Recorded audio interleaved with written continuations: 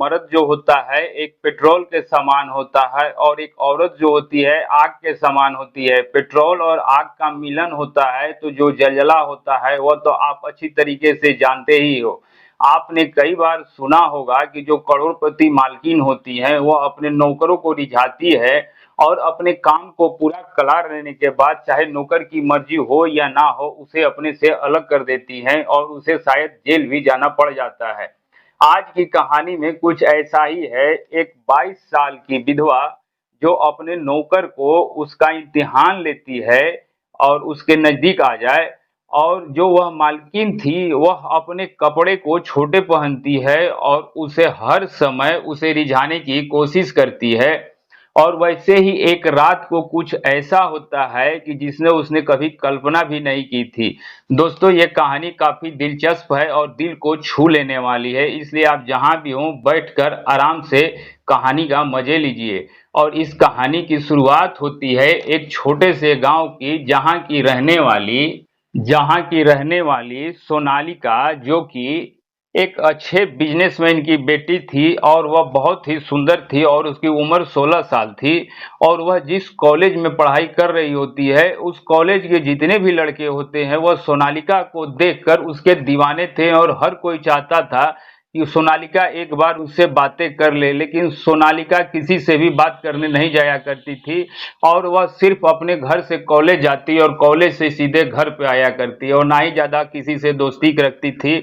और ना ही किसी के साथ वो घूमा फिरा करती थी। और सारे भी जो कॉलेज के लड़के थे वो उसके पास आने की कोशिश करते और उसको प्रपोज करने की कोशिश करते, लेकिन सोनालिका सभी को मना कर देती कि नहीं, वह सभी आम लड़कियों की तरह नहीं है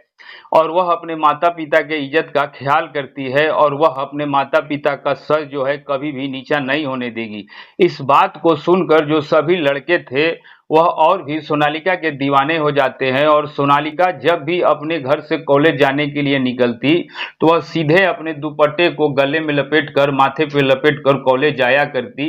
और नजरों को नीचा करते हुए जो आसपास के लड़के थे वह भी सोनालिका को देखते और तरह तरह की बातें करते कि काश सोनालिका जो है वह उनसे प्यार करे। लेकिन सोनालिका सभी की बातों को इग्नोर करती है और वह अपनी पढ़ाई करने के लिए जा रही होती है। दिन बहुत ही अच्छे से उस परिवार का गुजर रहा होता है और जब वो 16 साल से 17 साल की होती है और धीरे धीरे जो सोनालिका थी अब जवान हो रही थी और अब उम्र उसकी 18 साल हो जाती है और जो सोनालिका थी वह कॉलेज वो खत्म होते ही अपने घर में माता पिता का हाथ बटाना शुरू कर देती है। तो जो सोनालिका के पिता थे वह सोचते हैं कि सोनालिका की अब क्यों ना शादी करा देनी चाहिए,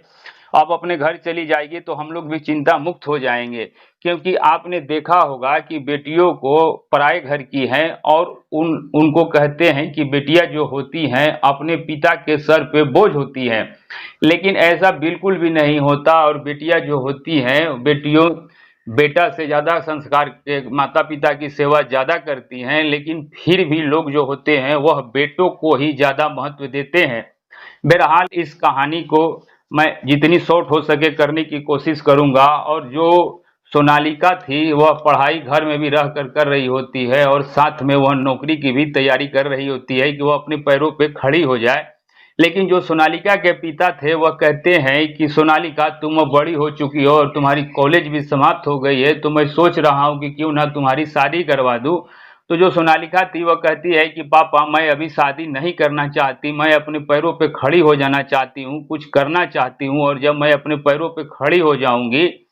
तब जब मैं अपना सर उठा के चलूंगी साथ में आपका भी नाम रोशन होगा। इस बात को सुनते ही जो सोनालिका के पिता थे वह कहते हैं कि बेटी मैं ऐसे लड़के की तलाश करूंगा जो अच्छा हो और अच्छे पैसे कमाता हो, क्योंकि तुम्हें काम करने की कभी जरूरत ही ना पड़े, तुम घर में रहो।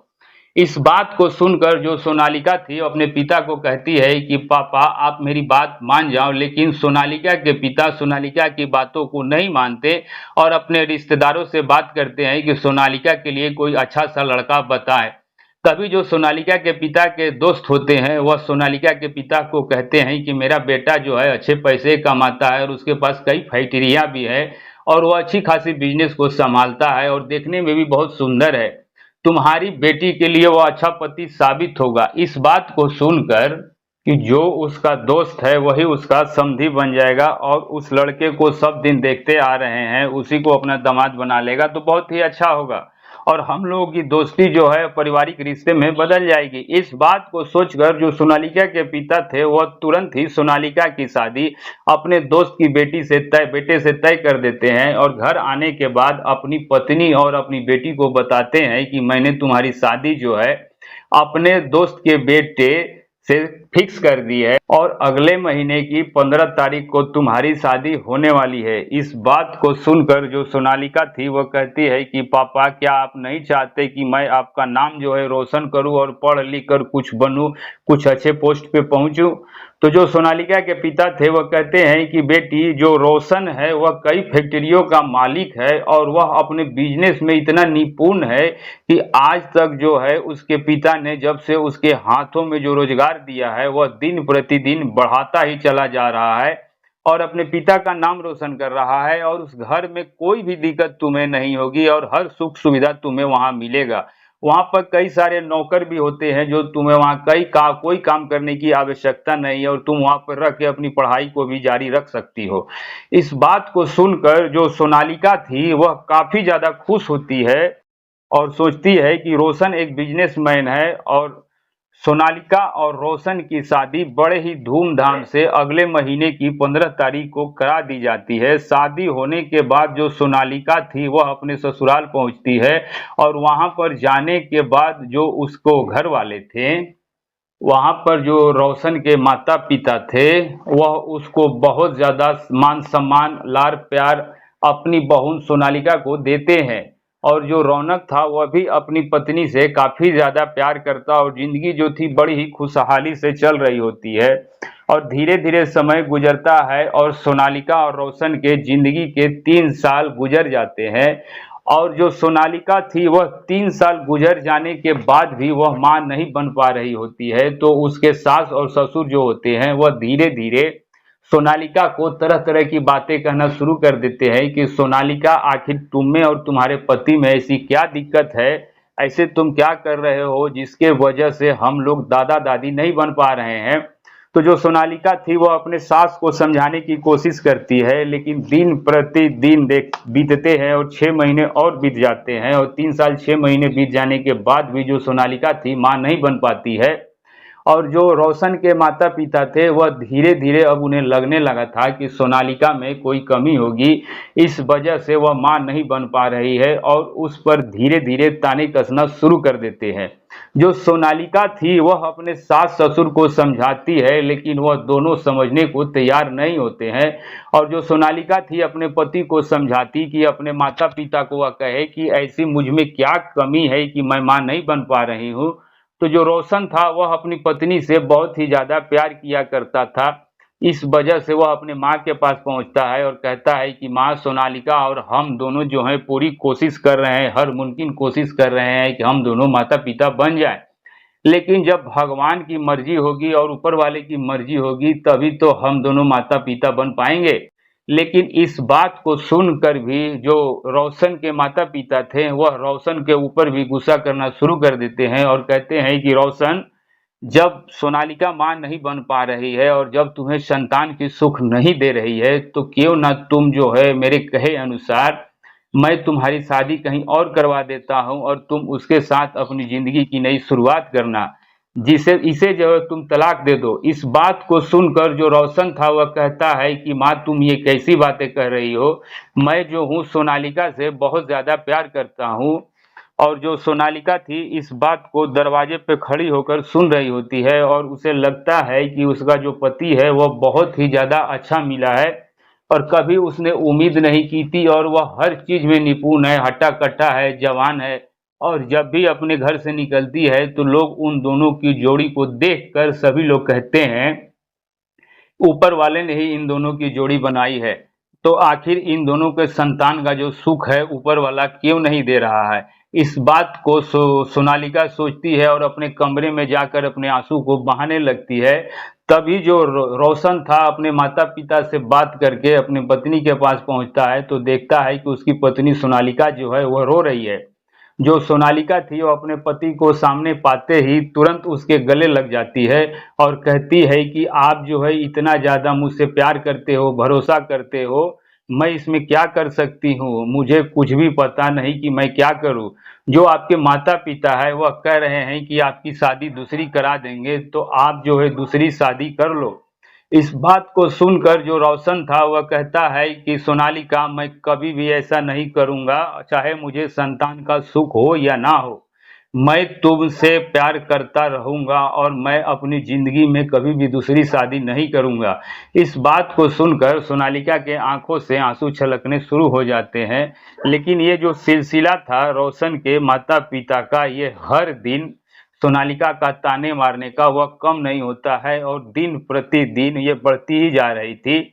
और रोशन जब भी काम से फैक्ट्री से लौट के आता तो वह देखता कि दोनों के बीच कुछ ना कुछ ताना-तानी हो ही रही और दोनों अपना-अपना मुँह फुलाकर अपने-अपने कमरे में बैठे हुए हैं। इस दृश्य को देखकर रोशन भी जो काफ़ी था उदास हो जाया करता था और ये सिलसिला कई दिनों तक नहीं, कई महीनों तक चलता है। और जो रोशन था वह कहता है कि सोनालिका, क्यों ना हम दोनों जो है यहाँ के बंगले को छोड़कर शहर के बंगले में चले जाए, क्योंकि वहाँ पर भी जो हमारा बंगला है उसमें कोई नहीं रहता, उसमें सिर्फ एक नौकरानी ही हमेशा रहती है।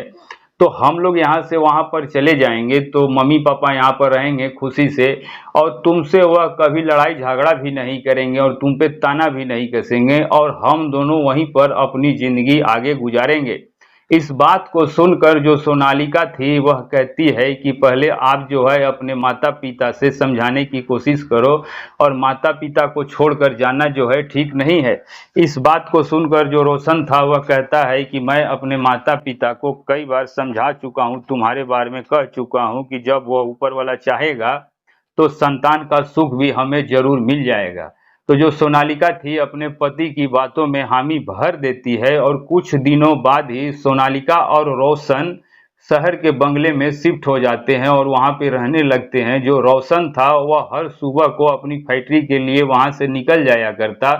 और जो सोनालिका थी वह घर में रहा करती और दिन रात वह सोचा करती कि कब वह माँ बनेगी और आखिर ऊपर वाला जो है उसको संतान का सुख क्यों नहीं दे रहा है। इस बात को हमेशा ही वह सोचती रहती और उसे लगता कि उसकी ज़िंदगी जो है ऐसे ही गुज़र जाएगी।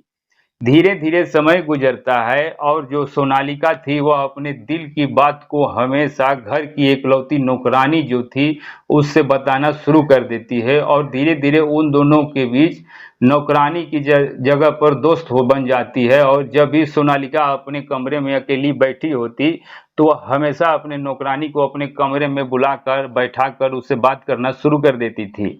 और धीरे-धीरे समय गुजरता है और दोनों जो थे अपनी ज़िंदगी खुशहाली से बिता रहे होते हैं।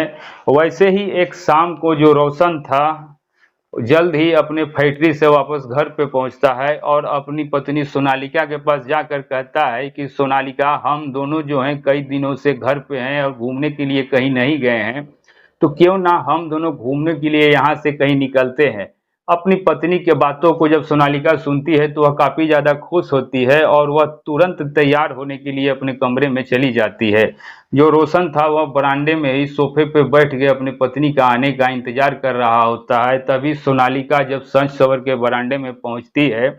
और रोशन जब अपनी पत्नी को देखता है तो देखता ही रह जाता है और जो रोशन था वह देखता है कि जो सोनालिका है वह पहले से ज़्यादा सुंदर दिख रही है और उसका दूधिया गोराई जो है वह खुल के निखर आ रही है बाहर और कपड़े भी काफ़ी ज़्यादा सुंदर वह पहनी हुई है और जो बाल है उसके रेशम जैसे लहरा रहे हैं।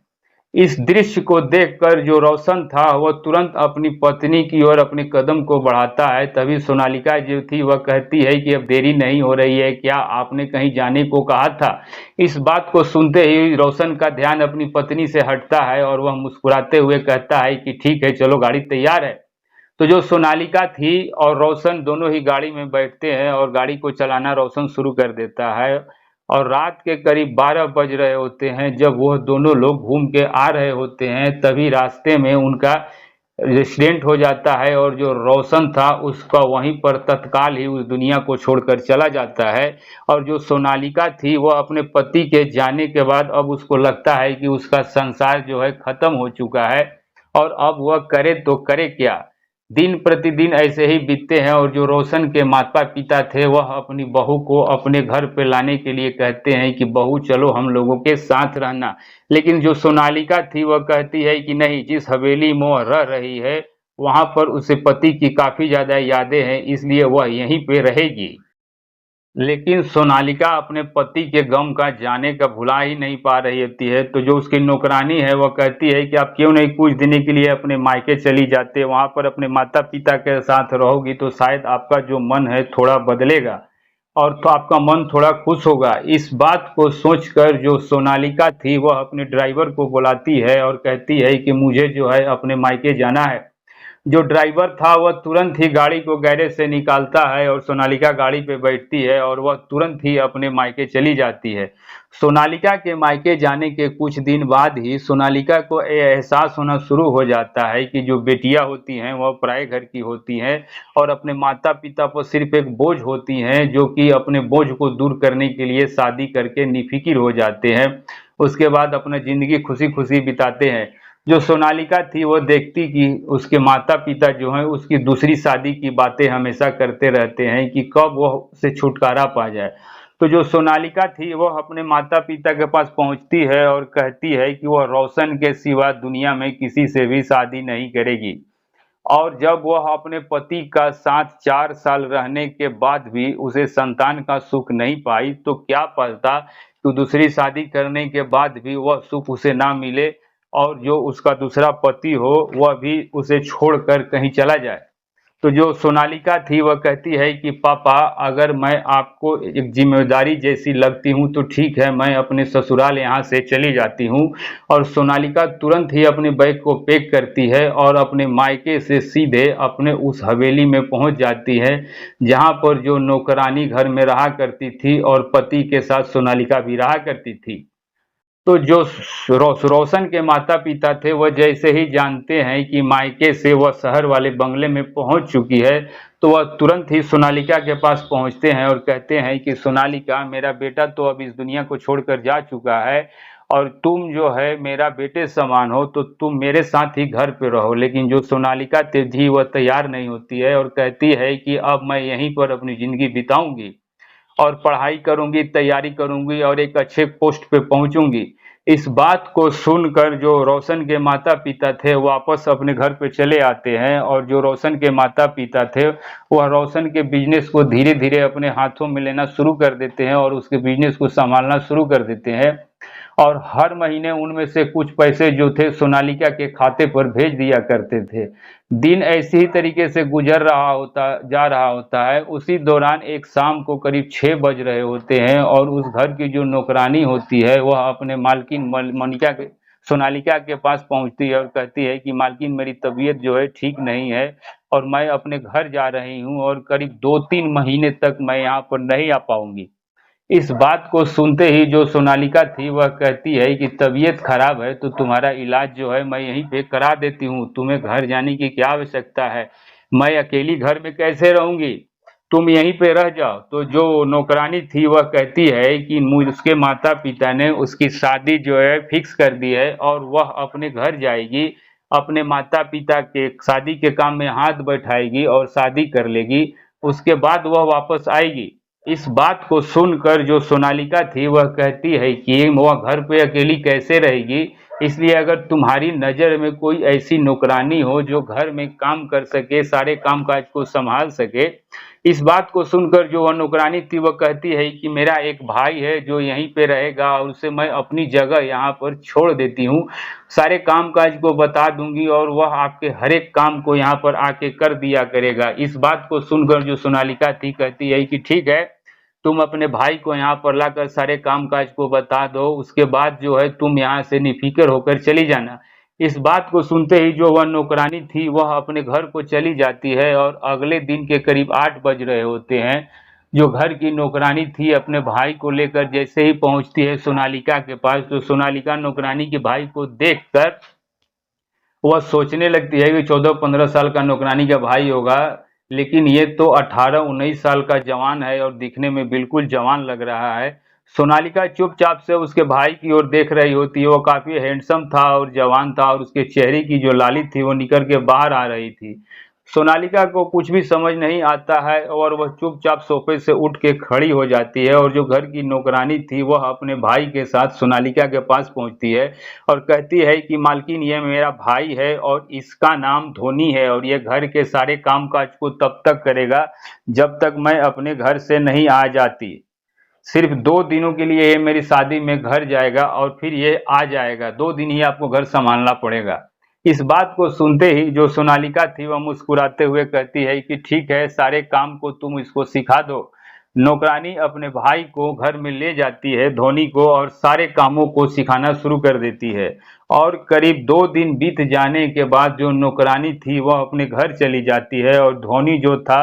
सोनालिका के घर पे काम करने लगता है। और जो सोनालिका थी अब उसे लगने लगा था कि कहीं उसने कोई गलती तो नहीं कर दी है। ये घर में जवान एक लड़का है 18-19 साल का और इसका खून जो है अभी गर्म होगा और अभी घर में 22-23 साल की एक विधवा है।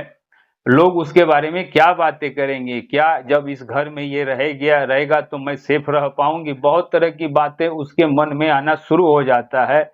उसी दौरान वह अपनी सहेली कविता के पास फोन करती है कि कविता, तुम कुछ देर के लिए मेरे घर पे आ सकती हो? तुमसे कुछ बातें करनी है, कुछ सलाह मशवरा करना है और मुझे कुछ समझ में नहीं आ रहा है कि मैं करूं तो करूं क्या। इस बात को सुनकर जो कविता थी वह कहती है कि ठीक है, आज शाम को मैं तुम्हारे घर पे ही खाना खाऊंगी और तुम शाम तक तुम्हारे पास आ रही हूँ। इतना कहकर कविता फोन को रख देती है और शाम के करीब 7 बजते ही जो कविता थी वह सोनालिका के घर पे पहुंचती है और दोनों के बीच बातें होना शुरू हो जाती है। इसी बीच में जो सोनालिका थी वह कहती है कि तुम्हारे आसपास कोई ऐसी नौकरानी है जो मेरे घर के सारे कामकाज को करे। मेरी नौकरानी कुछ दिनों के लिए गांव गई है और अपने भाई को यहाँ पर छोड़ के गई है और घर में जवान लड़का है 18-19 साल का है और वह जब घर में रहती है तो मुझे अलग सा महसूस होता है। इस बात को सुनकर जो कविता थी वह कहती है कि आजकल जो नौकरानी है वह कई घरों में काम करती है और साथ में जब भी वह मौका देखती है तो घर में हाथ को साफ करके निकल जाती है। इतनी आसानी से कोई भरोसेमंद नौकरानी नहीं मिलता। जो ये लड़का है ये कैसा है ये तो मैं नहीं कह सकता, लेकिन तुम जो है क्यों ना इसका इम्तिहान ले लो ताकि पता चल सके कि ये भरोसे के लायक है या नहीं। इस बात को सुनते ही जो सोनालिका थी वह कहती है कि ये तुम क्या कह रही हो?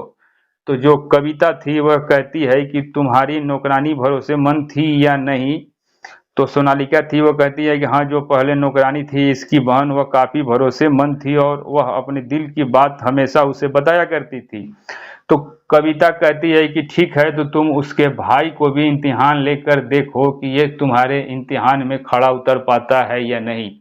कविता से बातचीत हो जाने के बाद रात के करीब 10 बजे कविता अपने घर को चली जाती है, लेकिन सोनालिका को अभी भी समझ में नहीं आ रहा था कि आखिर वह धोनी का इम्तिहान किस तरीके से ले। लेकिन उसी बीच में उसे लगता है कि क्यों ना सबसे पहले धोनी का इम्तिहान जो है ईमानदारी के रूप में परखा जाए कि वह ईमानदारी में कैसा है। इसलिए वह तुरंत ही अपने अलमारी को खोलती है और उसमें से करीब 8-10 लाख रुपए बैग में रखे हुए थे वह तुरंत ही उसको निकाल कर किचन के टेबल पे रख कर सोने के लिए चली आती है और सोचती है कि क्यों ना वह देखे कि जो धोनी है वह उस बैग से पैसे को निकाल कर अपने पास रखता है या नहीं। इस बात को सोचकर जो सोनालिका थी वह सुबह होने का इंतजार करने लगती है और 6 बजते ही जो सोनालिका थी घूमने के लिए कहीं चली जाती है और दिन के करीब 8 बजे जो धोनी था वह अपने काम पर सोनालिका के घर पे पहुंचता है और जब किचन में जाता है तो देखता है कि किचन के टेबल पर एक बैग रखी हुई है। लेकिन किचन में जाने के बाद उस दृश्य को देखने के बाद जो धोनी था वह बिना ही चैन को खोले हुए बैग को उठाता है और अपने मालकिन सोनालिका के कमरे में रख आता है। सोनालिका जब 2-3 घंटे बाद घर पे पहुंचती है और सीधे वह किचन की तरफ जाती है तो देखती है कि जहां पर उसने बैग को रखा था वह बैग नहीं है, तो समझ जाती है कि जो धोनी है वह बैग को वहां से हटा दिया है, वह ईमानदार नहीं है। इस बात को सोचते हुए जब वो अपने बेडरूम में पहुंचती है तो देखती है कि उसके बेडरूम के बेड पर ही वह बैग जो है रखा हुआ है और बैग जो है बिल्कुल भी चैन को खोला नहीं गया है। तो जो सोनालिका थी वह तुरंत ही चैन को खोलती है तो देखती है कि सारा पैसा जो है उसी में रखा हुआ है। अब सोनालिका को कुछ समझ नहीं आ रहा होता है कि अब दूसरा उपाय क्या सोचे, तो वह सोचती है कि जो धोनी है वह शायद चैन खोलकर इन रुपयों को नहीं देखा होगा, इसीलिए जो उसका ईमान है वो नहीं बदला। तो क्यों ना इन रुपयों को किसी और तरीके से उसके सामने रखे जाए। इस बात को सोचकर रात होने का इंतजार करने लगती है और रात के करीब 11 बजने पर जब धोनी जो था सभी कामों को कर कर अपने क्वार्टर में, जो कि 50 मीटर की दूरी पर था, वहां सोने के लिए चला जाता है, तो जो सोनालिका थी अपने बैग से करीब 5-6 लाख रुपए निकालती है और धीरे धीरे नोट के गड्डियों को वह बिखरते हुए उसके क्वार्टर तक जा करके सारे खत्म कर देती है और वापस आ करके अपने कमरे में सो जाती है और अगली सुबह होने का इंतजार करने लगती है। लेकिन सुबह होने की तो बात दूर थी, 2-3 घंटे ही अभी बीते भी नहीं थे कि दरवाजे पे दस्तक होती है और सोनालिका को कुछ समझ नहीं आ रहा होता है कि आखिर इतने रात को उसके घर पे कौन आया। वह तुरंत ही दरवाजे पे पहुंचती है तो देखती है कि धोनी जो है दरवाजे पे खड़ा है और कह रहा है कि मालकिन, ये जो सारे पैसे जो है यहाँ वहाँ बिखरे हुए हैं, क्या ये आपके हैं? इस बात को सुनकर जो सोनालिका थी वह कहती है कि अगर तुम्हें ये पैसे मिले हैं तो तुम रख लो। तो जो धोनी था वह कहता है कि ये हराम का पैसा जो है मैं नहीं रखूंगा, ईमानदारी से कमाया हुआ पैसा ही मैं रखूंगा और ईमानदारी से मैं मेहनत करूंगा। इन सब पैसों से क्या वह कभी अमीर बन पाएगा? मैं इन सब पैसों को कभी भी अपना नहीं मानता, इसलिए आप जो है इन पैसों को रख लो, क्योंकि आपके ही ये पैसे अंडर घर में गिरे हुए थे। इस बात को सुनकर जो सोनालिका थी वह धोनी के हाथों से वह पैसों को लेती है और अपने कमरे में चली आती है और सोचने लगती है कि जो धोनी है वह तो ईमानदारी में तो अव्वल आया है, खड़ा उतर गया है, लेकिन उसका ईमान जो है क्या डोलता है या नहीं, उसके लिए वह उसे किस तरीके से इम्तिहान ले। और अब तभी वह अगली सुबह होते ही जो सोनालिका थी वह एक दुल्हन की तरह सजना संवरना शुरू कर देती है। विधवा होने के बाद भी वह पूरा मेकअप करती है, अच्छी साड़ी को पहनती है, पतले कपड़े को पहनती है और सज संवर कर अपने कमरे से बाहर निकलती है और सीधे वह धोनी के पास पहुंचती है किचन में, जहां पर धोनी काम कर रहा होता है। और जो धोनी था वह अपनी नज़रों को जरा सा भी अपनी मालकिन की तरफ नहीं घुमाता और कहता है कि मालकिन, अगर आपको कुछ चाहिए तो बोलिए। इस बात को सुनकर सोनालिका कहती है कि एक बार मेरी तरफ तुम देखो, उसके बाद मैं बताती हूँ कि मुझे क्या चाहिए। जब धोनी इस बात को सुनता है तो वह तुरंत ही सोनालिका की तरफ मुड़ता है तो देखता है कि सोनालिका की दुधिया गोराई है वह निखर के बाहर आ रही है और जो उसके गालों पे लाली है वो बेहद ही सुंदर लग रही है, कानों में लंबी लंबी बाली पहने हुए है। और धोनी देखते ही अपनी नज़रों को नीचा कर लेता है और कहता है कि मालकिन, आप मुझे बता दो आपको क्या चाहिए, मैं आपके पास लेकर चला आता हूँ। तो जो सोनालिका थी वह कहती है कि मेरे लिए तुम एक कॉफ़ी बना दो। इस बात को सुनकर जो धोनी था वह कॉफ़ी बनाना शुरू कर देता है और सोनालिका बरामदे में जाकर बैठ जाती है। जो धोनी था वह अपनी नज़रों को नीचा करते हुए सोनालिका के पास पहुंचता है और कॉफ़ी देने लगता है। तभी जो सोनालिका थी वह अपने साड़ी के पल्लू को गिरा देती है, लेकिन जो धोनी था वह बिल्कुल भी सोनालिका की तरफ अपने ध्यान नहीं करता और वह वहां से अपनी नज़रों को नीचा करे हुए वापस किचन में चला आता है। जो सोनालिका थी वह हर एक दिन कुछ न कुछ नया किया करती और हर एक दिन अपने कपड़े को वह धीरे धीरे छोटा करते जा रही थी और धीरे धीरे वह इतने पतले कपड़े पहनते जा रही थी कि जब कोई आम व्यक्ति देख ले तो उसके तरह तरह की बातें करना शुरू कर दे। लेकिन धोनी जो था उस घर में रहने के बाद भी अपनी नज़रों को उठाकर कभी भी सोनालिका की ओर नहीं देखता था और सोनालिका समझ नहीं पा रही होती थी कि आखिर जो धोनी है वह उसकी तरफ क्यों नहीं देखता है, क्या वह इतनी सुंदर नहीं है क्या? बहुत तरह की बातें सोनालिका जो थी सोचना शुरू कर देती है। लेकिन धीरे धीरे जो सोनालिका थी वह अपने पति के 4-5 साल गुजर जाने के बाद अब उसकी भी कुछ ज़रूरतें थी, इसलिए वह सारी बातों को भूलकर वह एक ऐसे बात को सोच बैठती है और रात के करीब 11 बजने पर एक दुल्हन की तरह फिर से सजती संवरती है और एक पतले कपड़े को पहनकर, एक छोटे कपड़े को पहनकर जो सोनालिका थी वह नौकर के क्वार्टर में पहुंचती है, जहां पर धोनी जो था सोया हुआ था। जो सोनालिका थी वह दरवाजे पर जाकर दस्तक देती है, तभी धोनी दरवाजे को खोलता है और सोनालिका को जैसे ही देखता है वो अपनी नज़रों को नीचा कर लेता है और कहता है कि मालकिन आप इतनी रात को यहाँ पर क्या कर रही हो। इस बात को सुनकर जो सोनालिका थी वह कहती है कि मुझे कॉफ़ी पीने का मन कर रहा था और मेरे सर में दर्द है, तो तुम मेरा सर जो है दबा दो। इस बात को सुनकर जो धोनी था वह कहता है कि ठीक है मालकिन, आप चलो, मैं घर पे आता हूँ। सोनालिका जो थी वह कहती है कि तुम मेरे साथ चलोगे, तो धोनी जो था वह तुरंत ही अपनी मालकिन को